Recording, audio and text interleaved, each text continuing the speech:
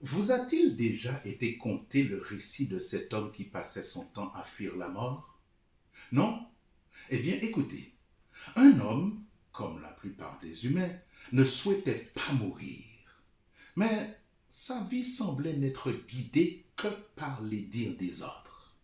Il prenait mille et une précautions pour traverser une rue. Il conduisait très prudemment.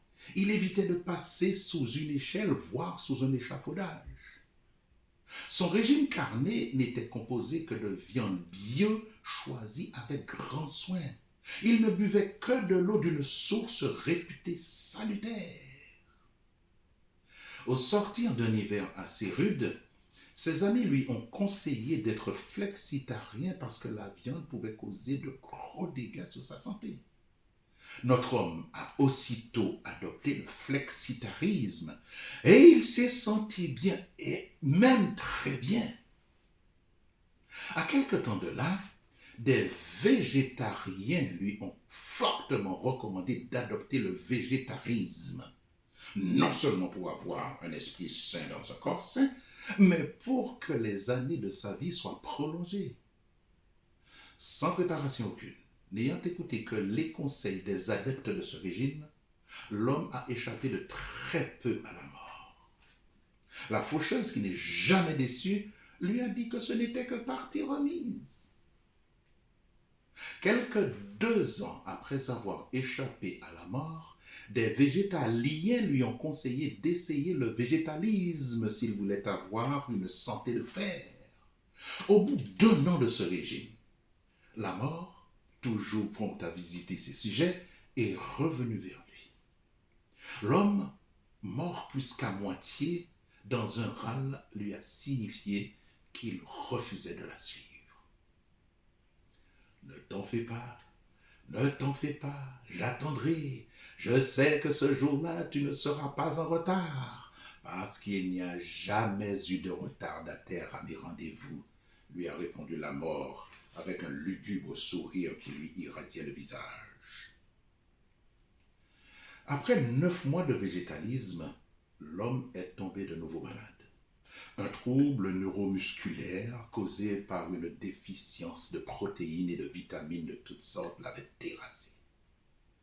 Tel un vautour tournoyant sur une proie moribonde, la faucheuse est revenue vers l'homme qui, dans un effort surhumain, a trouvé l'énergie pour lui signifier qu'il ne la suivrait pas.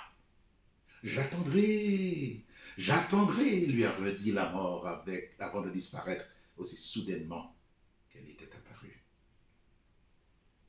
Pour se revigorer, des amis bien intentionnés lui ont conseillé d'aller vivre à la campagne, et là, il s'y est rendu sans se faire prier. Dans la quiétude de cette campagne, quelques guet-lurons ont réussi à convaincre notre homme qu'être vegan était la meilleure solution pour avoir la meilleure santé possible. L'homme, toujours prêt à écouter les autres, s'en est laissé persuader. Il s'est converti au véganisme, mais malheureusement mal conseillé, mal préparé, la mort est une fois de plus revenue frapper à sa porte. L'homme indigné lui a fermement déclaré qu'il n'était pas prêt, qu'il ne fallait plus l'importuner. Dans cette campagne où il ne se passe presque jamais rien, un guérisseur, inquiet de voir notre homme aussi maigre, l'a conseillé d'aller vivre dans les montagnes, là où la pureté de l'eau et de l'air le requinquerait en un rien de temps. L'homme, convaincu par ses dires, s'en est allé vivre dans les montagnes, loin des bruits de ce monde. Au bout de 6 mois, il a effectivement recouvré la santé. Et il a juré de ne plus jamais redescendre en ville. La mort pourra attendre. Je ne suis pas pressé de quitter ces lieux. Et notre homme de glorifier son guérisseur. La nature commençait à se parer des couleurs chatoyantes de l'automne lorsqu'un matin, l'homme est allé puiser de cette eau pure qu'il buvait à longs traits plusieurs fois par jour. C'est au pied de cette source que soudain il a été pris d'un malaise. Il est tombé sur le dos tel un pantin désarticulé et n'a plus bougé. Tout juste a-t-il eu le temps de voir un homme s'approcher de lui. Dans un râle, notre homme lui a demandé de l'aide, mais il s'est entendu répondre: Ah, tu vois, tu es pile poil à l'heure.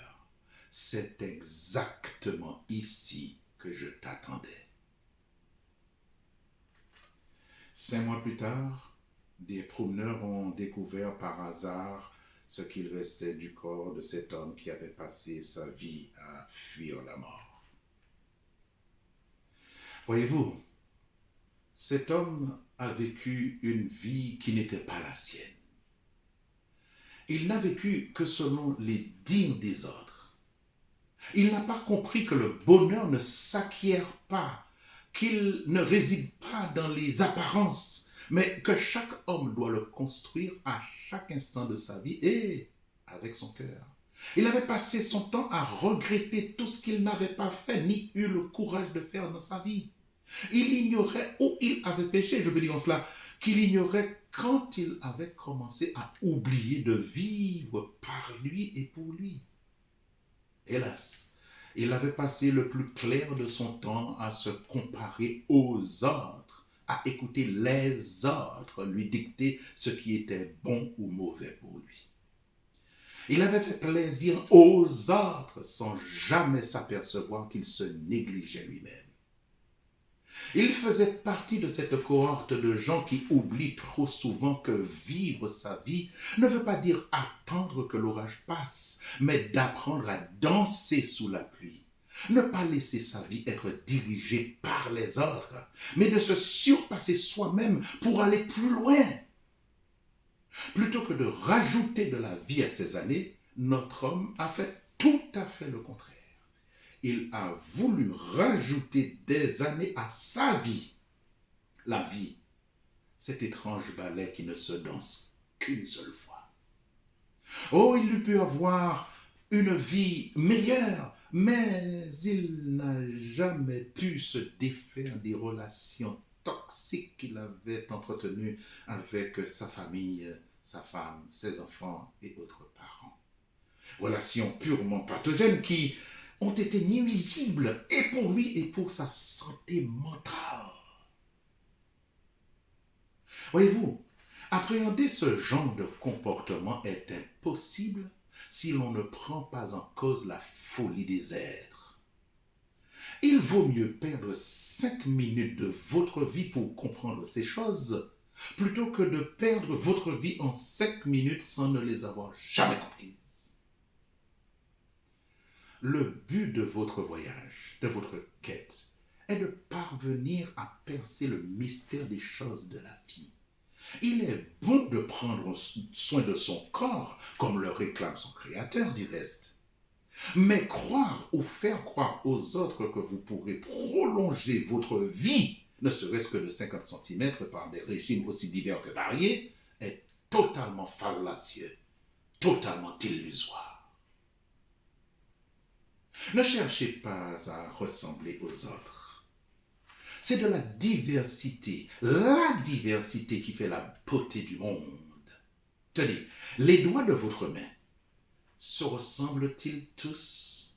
Voici le pouce, l'index, le majeur, l'annulaire et l'auriculaire. Ne travaillent-ils pas tous en harmonie? Si tout le monde se ressemblait, la vie serait bien monotone. Soyez vous-même parmi les autres. Et n'oubliez jamais que c'est avec les yeux des autres que l'on voit ses défauts.